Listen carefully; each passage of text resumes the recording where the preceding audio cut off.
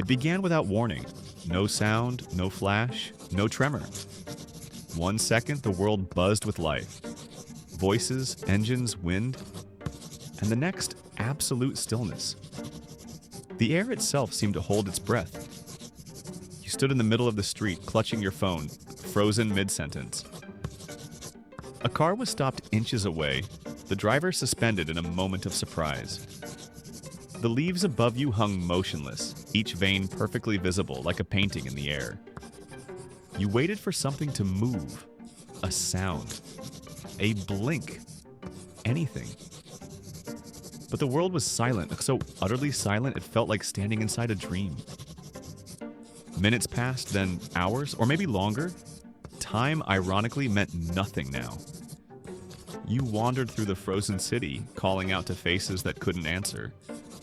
People were locked in laughter, conversation, fear, a billion tiny eternities scattered across the earth.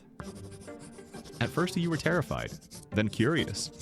You tested the limits, drove a car through the empty streets. The engine still worked somehow. Explored buildings you were never meant to enter. Walked through airports where planes hung above the runway like sculptures. There was power in it. You could go anywhere, take anything, become anyone.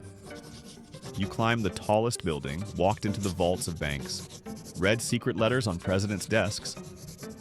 You stood in front of masterpieces alone and felt like the last living thing in a museum of time. But after a while, freedom turned hollow. The laughter of others became a memory. The ticking of your watch, the only sound left, grew unbearable.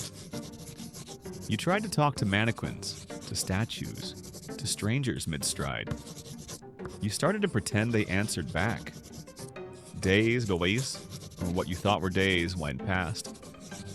You slept when your body gave up, ate what you could, and began keeping journals on walls, counting how long it had been. Hundreds of marks, then thousands. The city began to decay in strange ways. Food didn't rot, fires didn't burn, rain never fell. You realized that even the earth itself had stopped turning. The sun forever caught in one position, shadows frozen sharp as blades. Eventually, you left the city, walking across endless still landscapes, frozen oceans, forests caught mid-breeze, animals mid-leap. You felt like a ghost haunting a photograph. Then one day you saw something move. A ripple in the air. You ran toward it, desperate, wild, and found another person blinking, gasping, alive. For a moment, you both stared at each other, speechless. Then she vanished.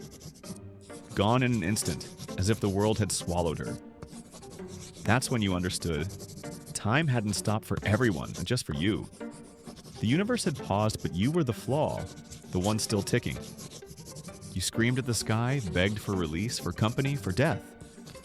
Anything but the silence. And then, without sound or light, everything resumed. Cars moved, people walked, the rain fell, the world returned to motion, except for you. You felt your knees weaken as the wave of time crashed back, passing through you like wind through glass. To everyone else, only a second had passed, but to you, it had been centuries.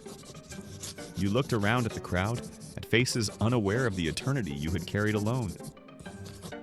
You tried to speak, but your voice trembled, brittle, hollow, old.